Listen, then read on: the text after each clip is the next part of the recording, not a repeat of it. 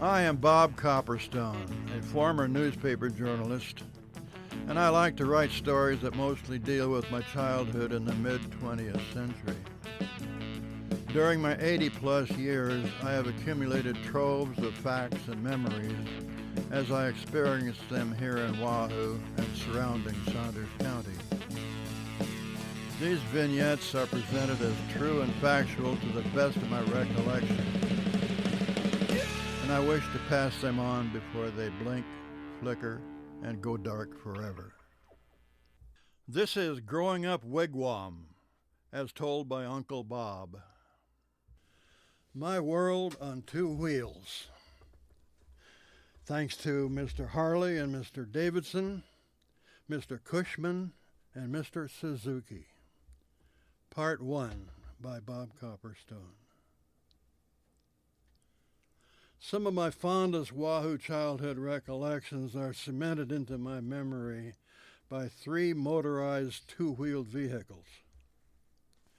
They include a racing motorcycle, a docile motor scooter, and, later in my adult life, a highway-hogging 750cc Japanese cruiser. Like probably every boy in the world who ever pushed a toy truck around a sand pile, I almost painfully ached to have an actual internal combustion engine vehicle of my own, preferably two-wheeled. My cycle odyssey began when I was about 10, as a passenger on my dad's 1940s vintage Harley-Davidson hill climber. I think they imported that model from Europe, but it carried the Hog's badge. Often on a summer Sunday, Dad would plop me astride the rear fender on a hard leather pad, and we'd head north of Wahoo to the motorcycle hill climbing venue outside Morse Bluff. The climbs were fun to watch. The racers competed against the clock, gutting their way up an impossibly steep trail, clinging to their stripped-down, howling and growling machines, music to our ears. The gutsy cyclists would furiously grind dirt and gravel, dodging gullies, loose soil, rocks, and other obstacles, doing their damnedest to stay aboard and in competition. They had kill switches fastened to their bodies that would shut off the engines if, more likely when, they were thrown from their machines. These days, the hill climber bikes were recognized by a bread loaf-sized leather cushion on the rear fenders. You remember that my passenger seat on our way to the race. The racer would scoot back and sit on that pad for increased waist distributing traction to the powered rear wheel. As welcome as that pad was for that purpose, I'm here to tell you I didn't welcome it all that much. My shaken kidneys hurt like hell as we bounced along the washboard gravel roads, Dad on his cushioned and sprung leather saddle, and me clinging grimly to his waist, often bouncing high enough to show light under my butt. Most bigger bikes of that era had long, wide saddles to accommodate both driver and passengers, but ours was a stripped-down hill climber with an abbreviated driver's seat. Dad hated to see me in pain and would stop often to rest my kidneys. I was too old to cry, but I sure wanted to. They didn't make motorcycle kidney belts for kids, though, and I learned why they called them hardtail Harleys. My tail was definitely harder by the time we got home.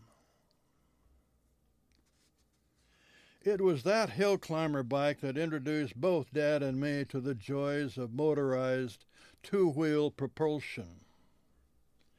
After putting around Wahoo in that smaller bike for a few years, Dad got a chance to move up to a big boy toys. His nephew, Jerry Bartushik Jr., had recently purchased a beautiful muscular 1000cc full-size Harley-Davidson. Not long afterward, while getting used to the bike, Jerry lost control of the pavement gravel and laid the bike down, suffering painful road rash and vowing never to climb back on. Junior quickly sold the bike to Dad. Dad's new ride was fondly nicknamed in the industry Knucklehead because its engine's rocker box ends resembled a clenched fist.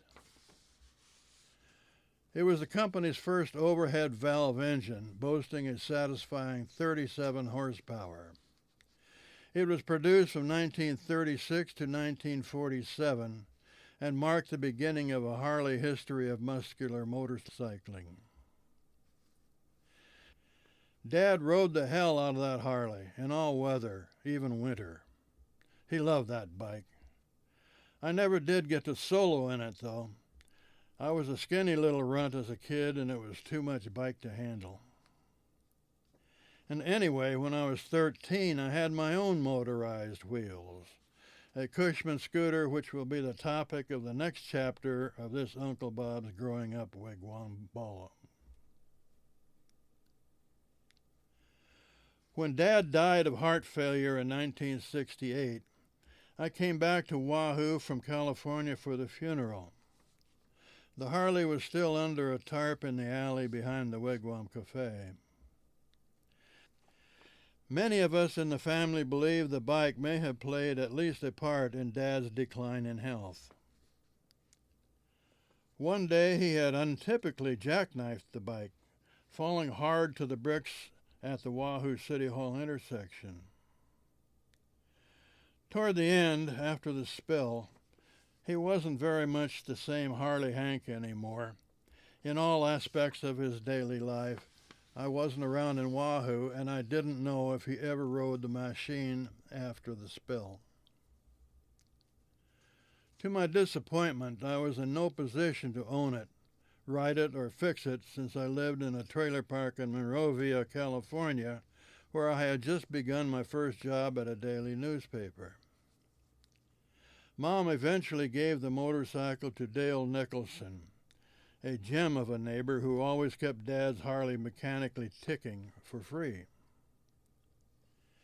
Dad was handy around the house. When I was 12, I helped him rebuild a new bathroom with his own hands. But I never saw him take a gasoline engine apart.